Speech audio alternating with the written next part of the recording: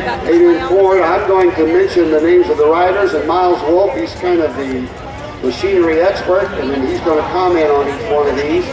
If you haven't ever had a chance to get out there and take a look at the Antique and Classic steam engine area out there east of town, you ought to do that. They've got quite a deal going on every October where they make sorghum the old way, Miles. They do a lot of things. I think you've seen what they've got out there, and it really, they invite everyone to come out there and look. They got thrashing and molasses making and hay baling. When these old tractors come through, some of them are even older than me, so let's give them a round of applause. This is Melvin and Marianne Ulrich's, and it's driven by Marianne from Mora, Missouri. Well, this is truly the first Ford tractor that Ford identified and put his sole name on. Started in 1947, and this is a 48. A lot of improvements in the Ford, 8-in, very popular.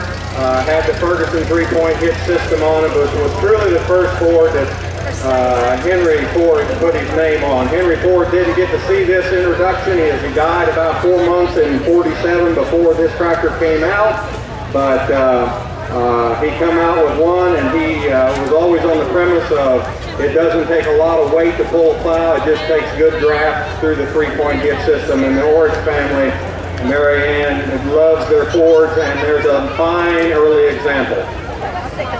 Next we've got another Ford, and this one's driven by Larry Haas. Well, it's owned by Larry and driven by Larry at Coal Camp. This particular tractor, he bought a $1 raffle ticket on it, and he won it. So what do you think of that, Miles? That's pretty good. Now that's, even if we can say something, that's even better than the Missouri Lottery, probably. This is a good way, I call this tractor sports. Anything to do with tractors nowadays, very collectible items, whatever color that you flavor from. And they have another nice 8-in Ford here.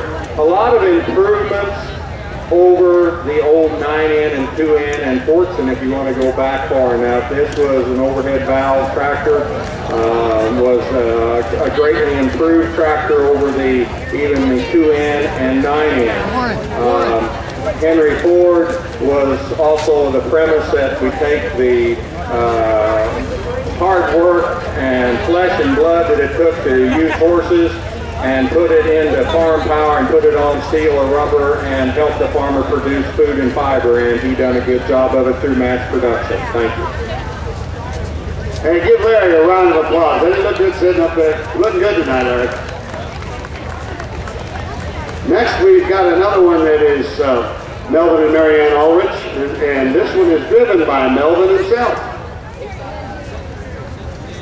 Melvin and Marianne of Mora, they're kind of veterans of the tractor pulls that we had around here for years, and it's nice looking Ford, Miles. Yes, it is. Ford Ferguson.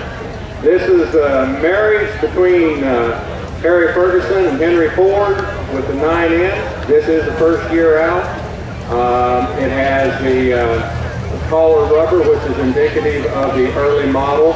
This isn't an early enough model. The very first 100 or so of the 9-in had a polished aluminum hood and artifacts. This is just past that. But the Ford 9-in was a history-making tractor in as much as we had the 3-point hitch. Mora, Missouri. And looks like another Ford. Well, I know when I come to Coal Camp that I get a chance to talk about Ford tractors because there's a lot of Ford collectors down here, and not necessarily, I'm sure some of you have these tractors and they are being used each day, but please take care of them because they are collectors. This was a very special tractor in as much as it celebrated, now whether you call it an NAA or a Golden Jubilee, which it later was called, was in celebration of Henry Ford's 50 years in the tractor business. And Ford and Ford Ferguson, it was an interesting story in as much as when they changed and went out of the lettered tractors and went into the numbered tractors, they were a one-tractor company. They promoted a certain model of tractor, and until the numbered tractors did you get a choice of size. which is most interesting. Mark, you're looking good.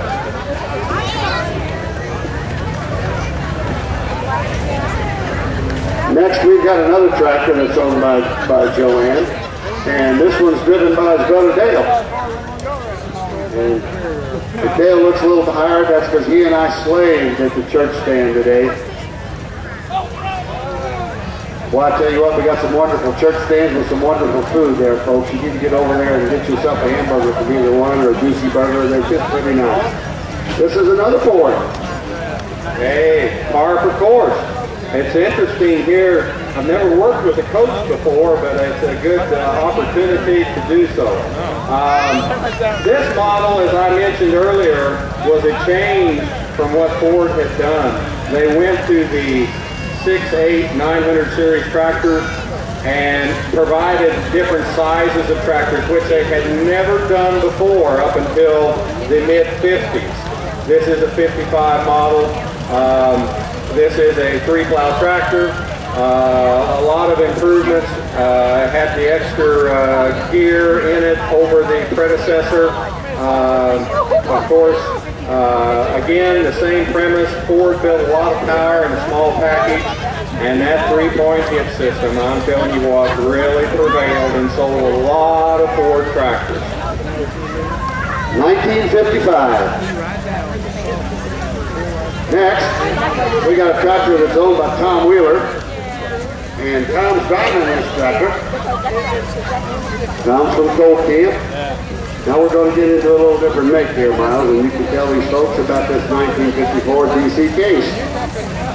Well, those of you that hail from Case, Racine, Wisconsin, the home of Case. Here is, I haven't had a chance, I just got here from our Boonville show and didn't get a chance to look at the tractors here on display. I'm getting the first chance to look at them just as you are. This is a standard threaded tractor and very, I'm going to say a DC4 in model. Of course, you note the heavy cast wheels on the front. That was very indicative. If you went to change that nice, original, and a collector tractor, don't see many of that series in this part of the country. You know all about that, and Earl hails from Lincoln, Missouri. He comes this way quite often. We're glad to have him with us. Looks like a nice vehicle there, Miles. Well, we'll let Lincoln into Coal Camp, won't we? Yeah, well, you betcha. Boy, I tell you what, Mr. Myers got some collector tractors, and here's one that is no exception. There was only just a hair over 200 of these 40 high cross. Now, if you ask why in the world is that? What's expensive? Expensive. If that tractor was in a John Deere sale, it could approach $25,000, $30,000. Wow. And next, we've got a, well, this is owned by Chad Balke, and that is Chad Balke, guys, in that 1951. Chad's also a young man that goes to all the tractor pulls and is active in the steam engine. So tell us a little bit about Chad's John Deere.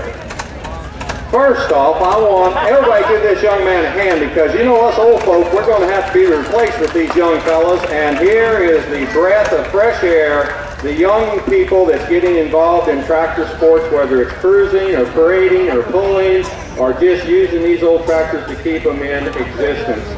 This is a 51B. This is a creeper geared B. This is a B they made in total.